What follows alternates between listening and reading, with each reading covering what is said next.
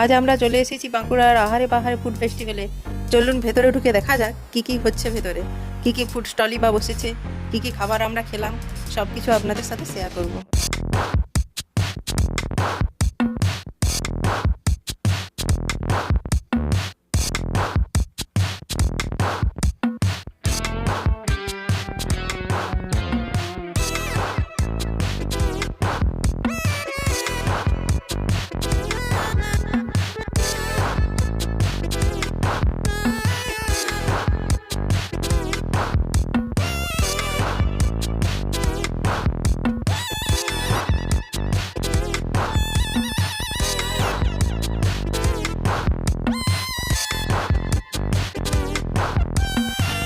ভেতরে এসে দেখছি বিভিন্ন ধরনের খাবারের স্টল বসেছে, লোভনীয় সব খাবারের স্টল।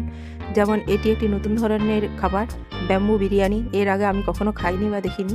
স্টলগুলিতে রয়েছে বিভিন্ন রকমের লোভনীয় সব খাবার, মিষ্টি থেকে পিঠে থেকে পায়েস থেকে সমস্ত কিছু, বিরিয়ানি, মোমো, আপনি যা খাবার পছন্দ করেন সেটাই পাবেন। রয়েছে বিভিন্ন ধরনের চপ, কাটলেট, পাপড়ি চাট, ফুচকা, নদিয়া নবদ্বীপের দই, মকটেল, সমস্ত কিছু। মানে খাবারের নাম বলে শেষ করা যাচ্ছে না, এতই খাবার।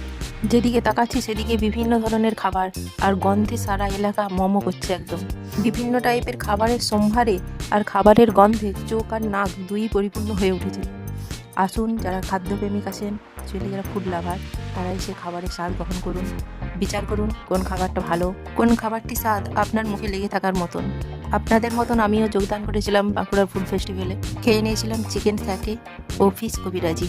চিকেন স্যাটেটা অত্যন্ত ভালো ছিল, আর ফিশ কবিরাজির মাছটা একটু পচা পচা গন্ধ করছিল। আসলে মাছটা অনেক দিনের পুরানো বা পচা মাছ ছিল। খাবারের দামও ছিল মোটামুটি রিজনেবল প্রাইসের মধ্যে, মোটামুটি সবারই সাধ্যের মধ্যেই ছিল। এই শীতকালীন সন্ধ্যায় বিভিন্ন ধরনের গরম গরম খাবারের মজার সাথে চলছিল মঞ্চে মন মাতানো নানা রকম অনুষ্ঠান।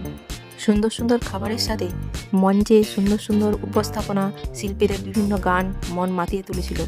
সব মিলিয়ে বাঁকুড়ার আহারে বাহারে ফুড ফেস্টিভ্যাল ছিল জমজমাটি।